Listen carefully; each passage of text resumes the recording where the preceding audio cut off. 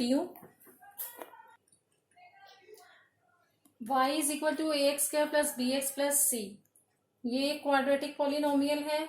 और दूसरा हमने क्या लिया, minus A X square plus B X plus C, जहां पे इस क्वाड्रेटिक में देखें तो कोफिशिएंट ऑफ एक्स स्क्वायर आपको नेगेटिव दिया हुआ है। आपको एक चीज ध्यान रखनी है, when a is greater than 0, जब a 0 से बड़ा होगा तो आपको जो ग्राफ मिलेगा वो अपवर्ड पैराबोला मिलेगा क्वाड्रेटिक में।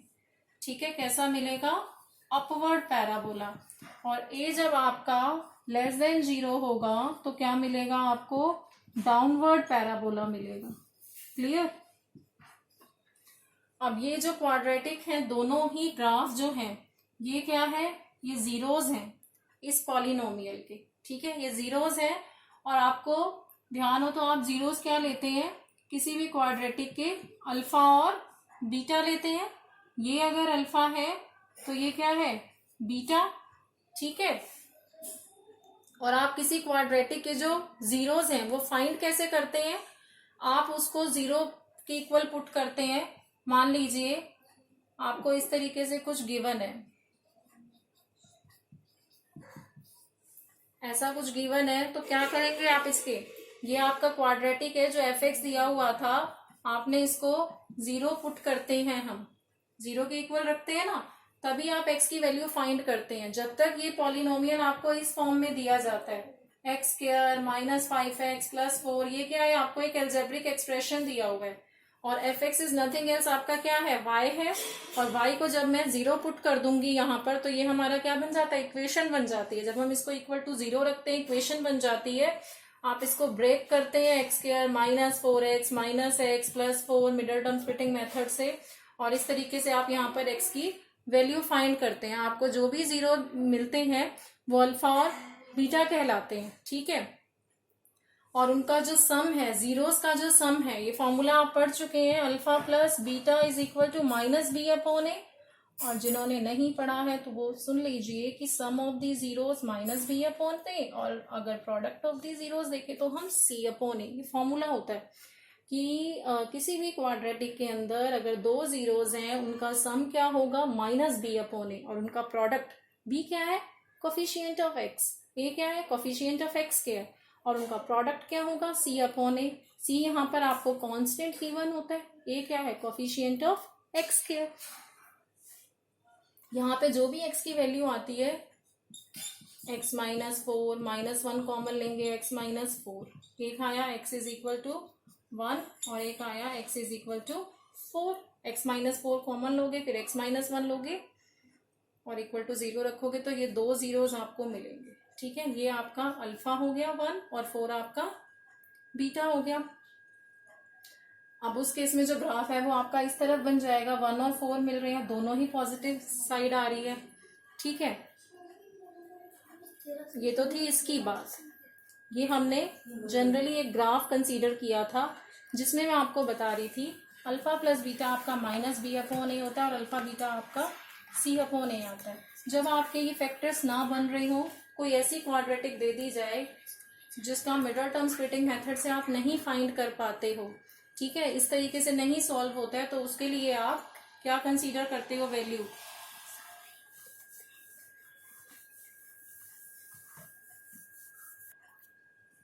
x is equal to minus B plus minus under root of D upon 2a। इस तरीके से आप x की वैल्यू फाइंड करते हैं किसी क्वाड्रेटिक के लिए जब मिडल टर्म स्प्लिटिंग मेथड से फैक्टर्स ना बन रहे हो, वेयर d इज क्या है, डिस्क्रिमिनेंट होता है आपका, और d का वैल्यू आप क्या रखते हैं, ये डिस्क्रिमिनेंट है, और इस डिस्क्रिमिनेंट का वैल्यू क्या रखते हैं, बी स्क्वायर माइनस 4ac। ठीक है, अब ये x जो है ये वही है जो आप x की value middle term splitting method से फाइंड करते हैं। तो ये x दो है, एक x1 आप ले लो, एक x2 ले लो। माइनस बी प्लस माइनस होता है ना, एक में आप प्लस कंसीडर करोगे और एक में आप माइनस कंसीडर करोगे।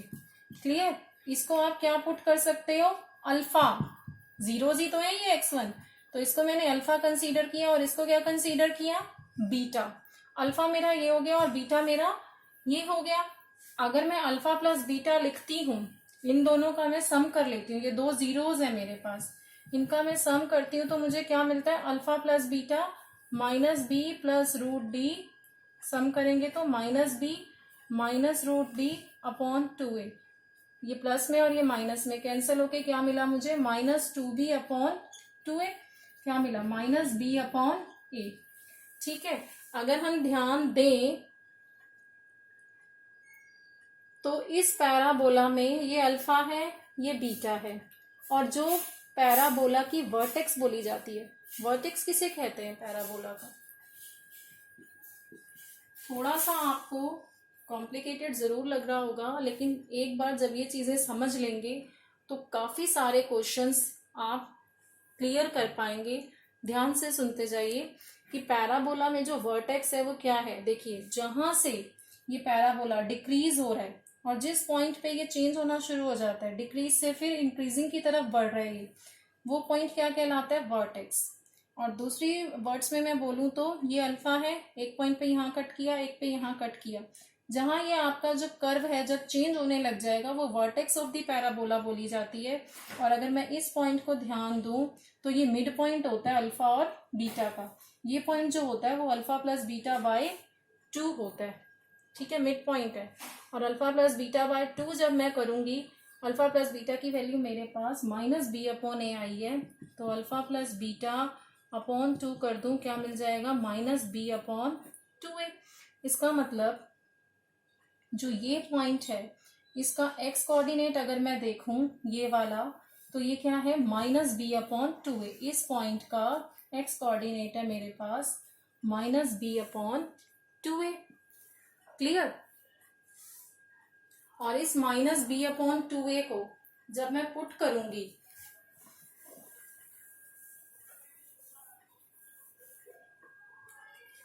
ये आपके पास पॉलिनोमियल है, इस माइनस बी अपॉन 2a को, एक्स का वैल्यू क्या है मेरे पास, माइनस बी अपॉन 2a, और एफ एक्स क्या होता है, वाई, तो हम वाई का वैल्यू फाइंड कर सकते हैं। एक्स का value minus B upon 2a put करने पर हम वाई का वैल्यू फाइंड कर सकते हैं। देखें तो क्या आएगा, a into b square upon 4a square plus b into minus b हुआ तो क्या मिला, minus b square upon 2a plus c। Clear, a से a कैंसिल, यहाँ मिला b square upon 4a minus b square upon 2a plus c।